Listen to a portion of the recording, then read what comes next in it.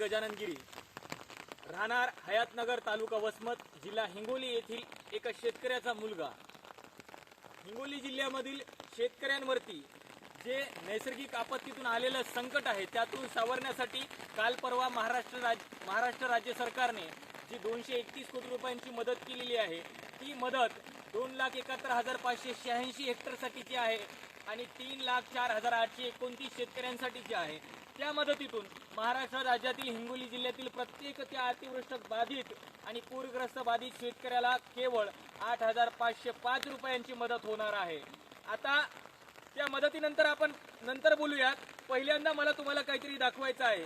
ह्या ज्या जमिनीत मी उभा आहे ही जमीन माझ्या वडिलांची जमीन आहे, गजानन गिरी यांची जमीन आहे आणि माझ्या वडिलांच्या नावावरती अशीच 80 गुंठे, फक्त 80 गुंठे जमीन आहे आणि त्या 80 गुंठे जमिनीवरती मी, माझे वडील आणि माझा संपूर्ण परिवार हा उदरनिर्वाह करत असतो.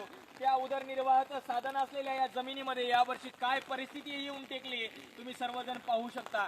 मला हे म्हणायचंय की आता काही दिवसांवरतीच याच जमिनीमध्ये रब्बी हंगामाच्या सर्व शेतकऱ्यांना पेरण्या कराव्या लागतील. त्या पेरण्यांसाठी या जमिनीमध्ये जे यावर्षी पावसाळ्यामध्ये पेरलं होतं यातून काय उत्पन्न भेटू शकतं का?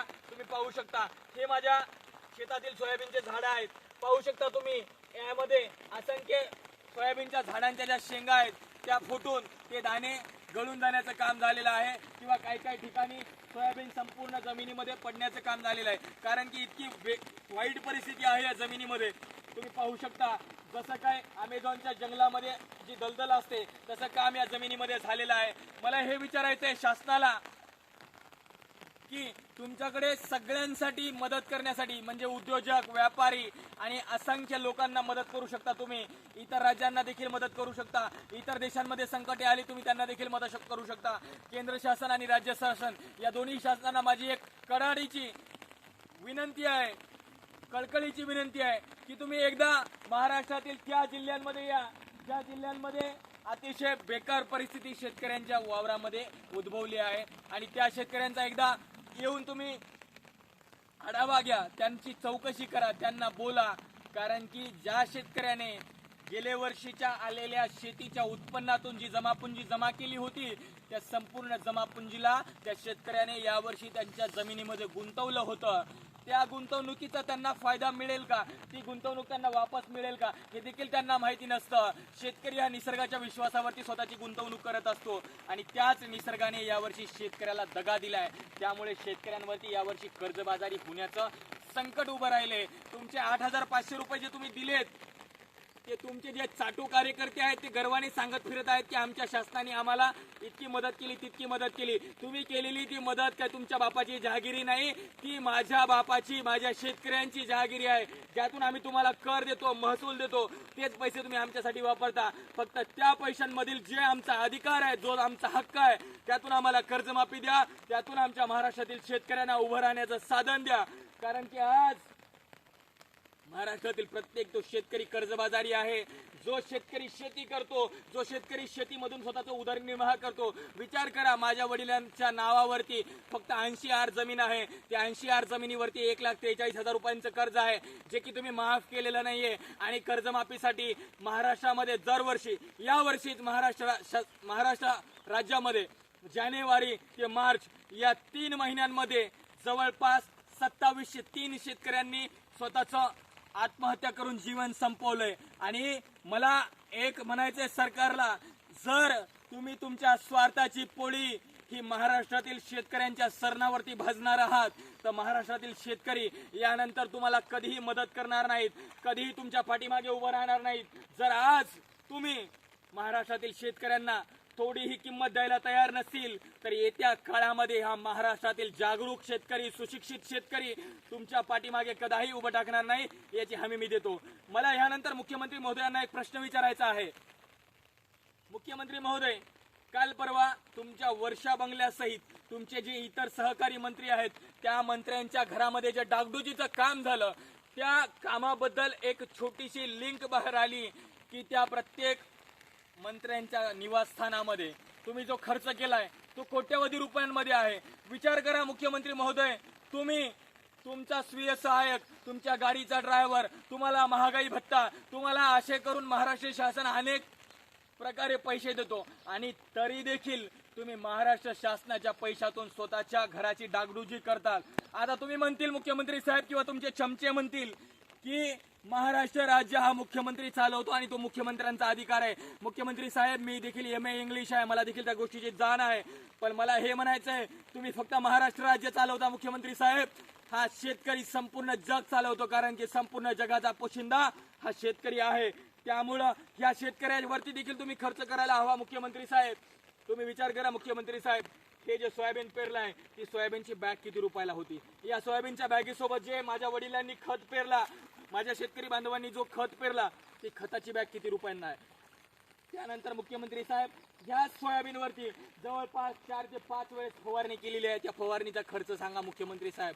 याच्यामध्ये निंदणी केली, खुरपणी केली, त्या निंदणी खुरपणीचा खर्च सांगा मुख्यमंत्री साहेब. मुख्यमंत्री साहेब, मला हे विचारायचं आहे की ह्या सोयाबीन मधून आलेल्या उत्पन्नातून माझ्या वडिलांना येत्या या वर्षाचं आर्थिक बजेट स्थापन करता येणार नाही, त्याचं नियोजन लावता येणार नाही. त्यासाठी मला विनंती आहे मुख्यमंत्री साहेब, तुम्हाला विनंती करतो मी की तुमच्या CMO ऑफिसद्वारे तिथून तुमचा एक स्वीय सहाय्यक पाठवा किंवा एखादा चार्टेड अकाउंटंट पाठवा, जो की माझ्या वडिलांना या उत्पन्नातून आलेल्या वार्षिक बजेटाचं म्हणजे वार्षिक आर्थिक नियोजनाचं निकष आणि अंदाज लावून ते बजेट सेट करून देईल.